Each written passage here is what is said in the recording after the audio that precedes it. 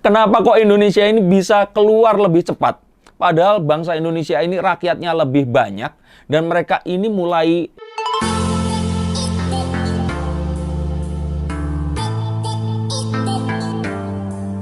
Halo Sensirers, kembali berjumpa bersama saya Denny Darko. Tidak ada yang namanya misteri, adalah tanda-tanda yang kita semua coba untuk mengerti. Akhirnya Indonesia ini mengalami penurunan. Setelah pada 14 Juli ini yang tertinggi ya, saya catat di sini penambahan kasus itu hingga 54.517 per hari.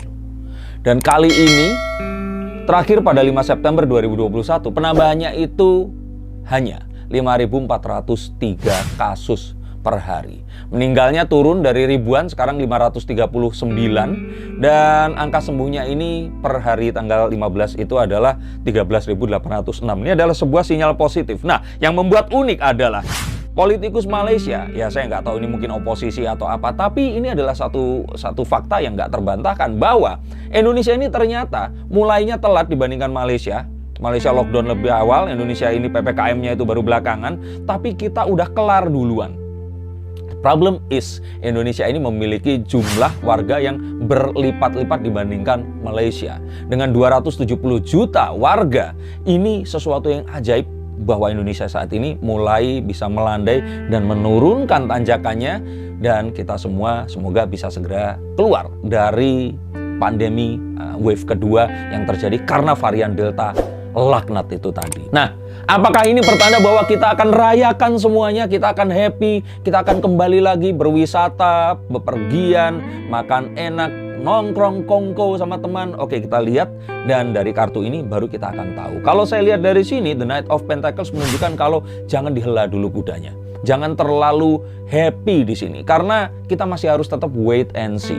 Dan yang paling penting dari kartu ini adalah be prepared. Kita ternyata nggak boleh lengah. Tunggu dulu Ferguson, jangan terlalu bergembira dengan ini semua. Nah, walaupun ternyata Malaysia seperti itu, tapi ini bukan sebuah pertanda bahwa kita akan kembali lagi seperti dulu, happy-happy, melupakan ini semua, dan terus kemudian akan muncul wave lagi yang akan sangat-sangat ini sudah merenggut orang-orang yang kita sayangi, dan harapannya jangan sampai itu terjadi, apalagi merenggut diri kita sendiri nanti.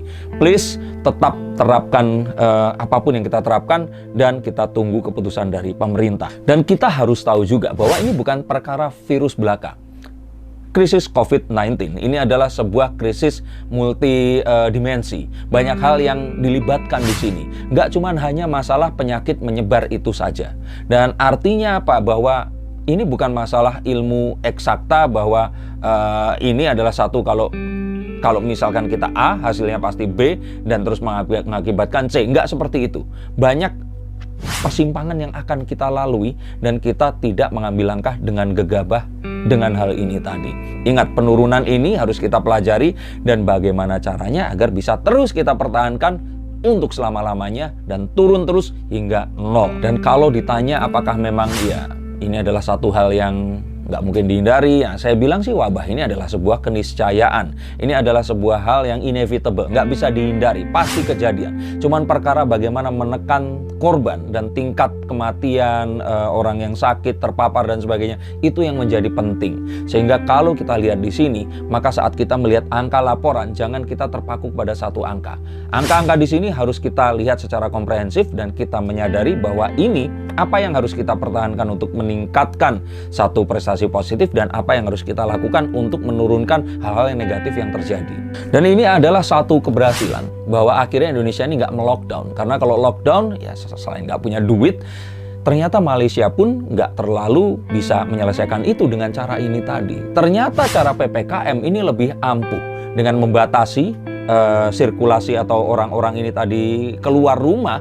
Nah, akhirnya semua masih akan tetap bisa bekerja, tetapi ya tidak bebas saat kita sebelum ada PPKM kemarin. Dan harapannya dengan ini akhirnya kita tahu, mempelajari bahwa bisa saja PPKM adalah sebuah sistem yang akan ditiru oleh warga-warga dan bangsa lain untuk menyelamatkan diri mereka jika terjadi wabah yang menyerang. Intinya adalah bagaimana memitigasi sebuah permasalahan, dan harus tetap di-customize atau disesuaikan dengan konteks yang ada di sebuah negara itu tadi. Dan PPKM ini tadi akhirnya berhasil untuk menekan bed occupancy rate dan juga menekan tingkat kematian, tingkat orang-orang yang terjangkit di sini. Walaupun memang yang menyedihkan adalah tingkat kematian nakes di Indonesia masih tertinggi di Asia, tetapi kita mungkin boleh bilang di sini pengorbanan mereka semua ini harapannya tidak sia-sia dan kita bisa segera terbebas dari ini semua. Ini adalah harapan yang tidak akan terwujud kalau kita mimpi saja. Kita harus bangun dan bersama-sama mewujudkannya. Dan mungkin ini adalah sebuah pilihan yang ajaib sampai akhirnya kita melakukan ini, karena ternyata lockdown yang dilakukan oleh Malaysia ini malah membuat semua orang ini, ya wabah karena inevitable ini tadi, sometimes ini pasti akan kejadian. Nah, sepertinya Malaysia ini hanya menahan agar ini semua tertunda terjadinya.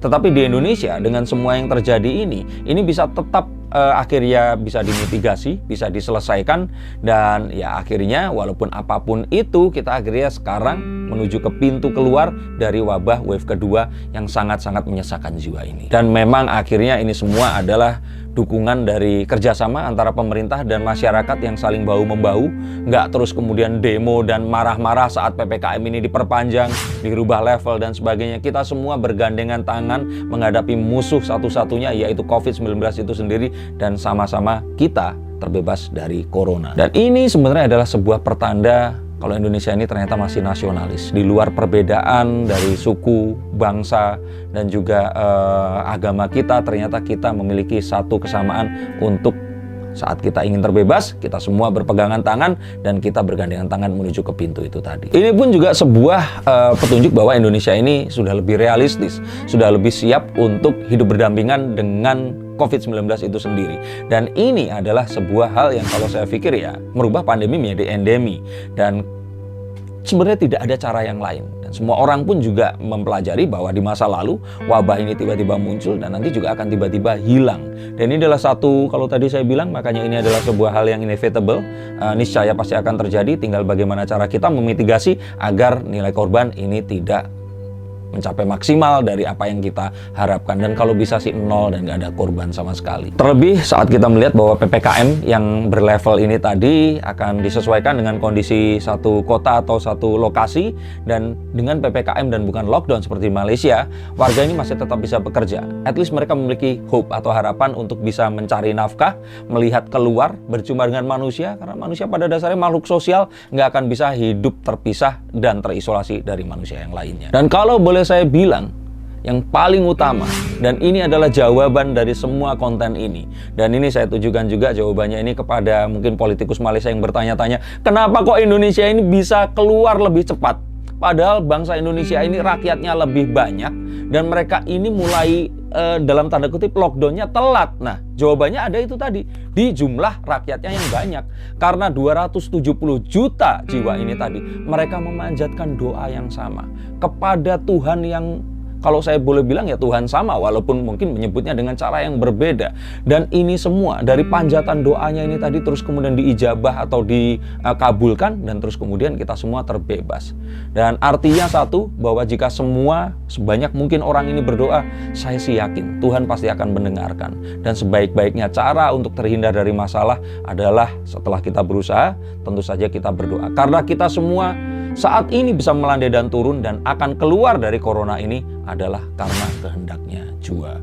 Ini yang bisa saya sampaikan. Semoga ini memang mengarah ke sesuatu yang positif dan kita nggak perlulah kembali lagi ke masa-masa kelam seperti kemarin, walaupun mulai bermunculan varian Lambda, Mu, dan sebagainya. Harapannya sih kita tetap akan bisa menghadapi ini semua, menghadapi wabah apapun itu di kedepannya, dan bangsa Indonesia akan tetap ada menjadi bangsa yang kuat dan tangguh, dan mungkin saja seperti tadi saya bilang, ini akan menjadi sebuah role model kepada bangsa lain untuk keluar dari wabah pandemi ini.